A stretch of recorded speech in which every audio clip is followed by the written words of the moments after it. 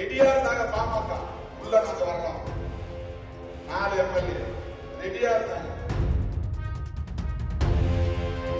தேர்தலுக்கு முன்பு விஜய் அவர்களை திருமாவளவன் விமர்சித்திருந்தாலும் விஜய் அவர்கள் எடுத்திருக்கிற நிலைப்பாட்டை பாதுகாக்க வேண்டியது திருமாவளவனின் பொறுப்பு. உடனே அறிவிச்சுவீங்க எல்லாம் திருமாவளவன் குழப்பறாரு.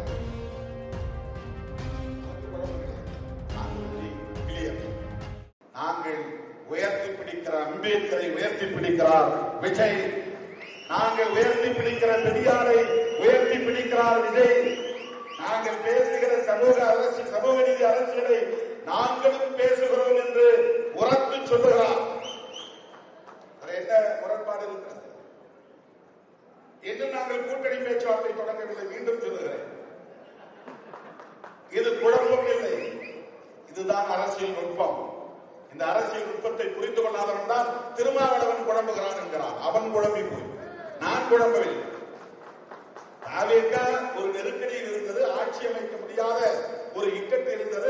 2 இடம் தேவைப்பட்டது. இந்த 2 இடம் கொடுத்தால் தாவேக ஆட்சி அமைத்துவிடும்.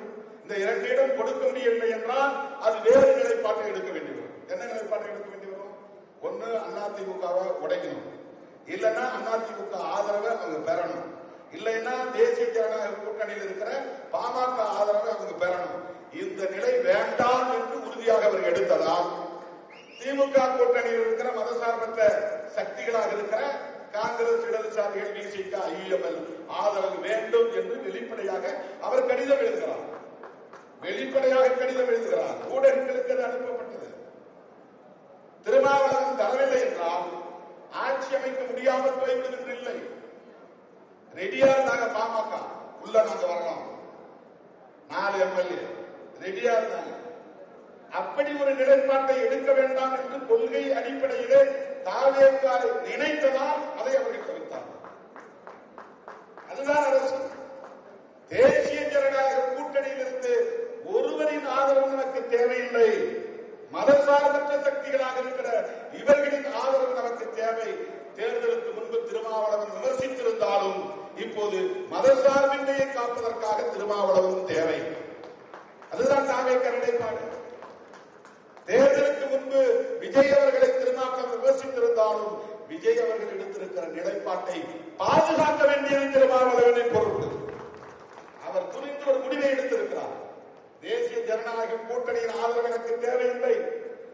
அதிமுக ரெடியா இருந்தது. எடப்பாடி அவர்கள் தயாராக இருந்தார். அமித்ஷா அதை ஏற்பாடு செய்ய முயற்சி செய்தார். இதுவெல்லாம் பலருக்கு தெரியாது.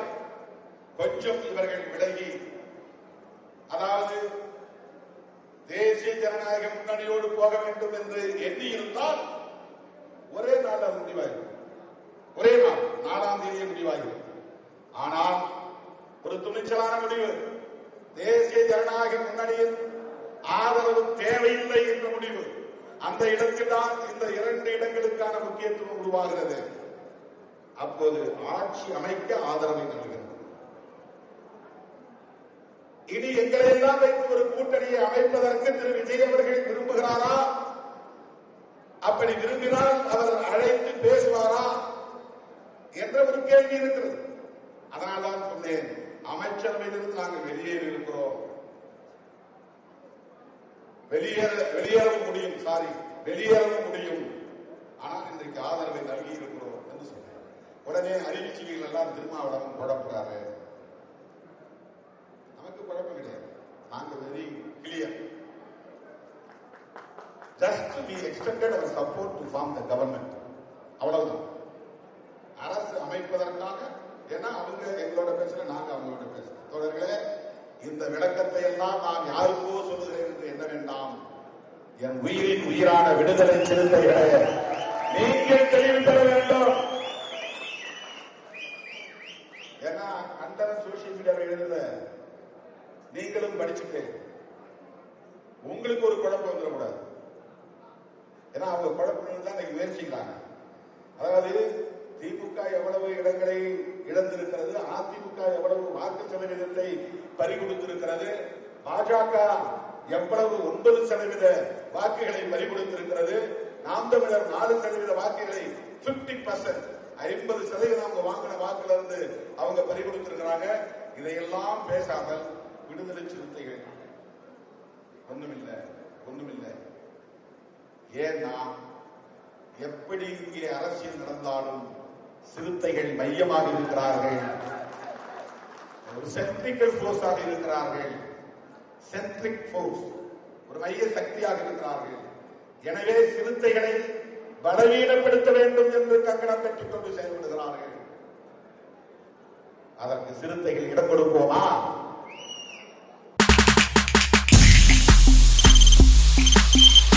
தவிர்க்க முடியாத தம்ப்நெயில்ஸ், கலக்கலான கண்டென்ட்ஸ், சினிமாவும் சீரியஸ் பிரச்சனைகளும், பல வருடங்கள் இடைவெளிக்கு பிறகு இந்த படத்துல ஒரு கலகலப்பும் கைகலப்பும், போயிட்டே தான் இருக்காரே தவிர பிரேக்கே இல்லாமல் பிரேக்கிங் நியூஸ் சொல்லும் தந்தி டிவி ஆப்.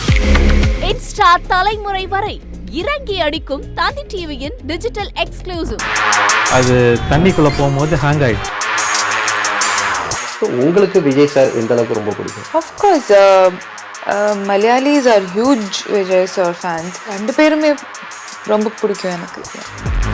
தந்தி டிவி ஆப்பை இலவசமா டவுன்லோட் செய்யுங்க, ஃபாலோ பண்ணுங்க, சப்ஸ்கிரைப் பண்ணுங்க, என்ஜாய் பண்ணுங்க.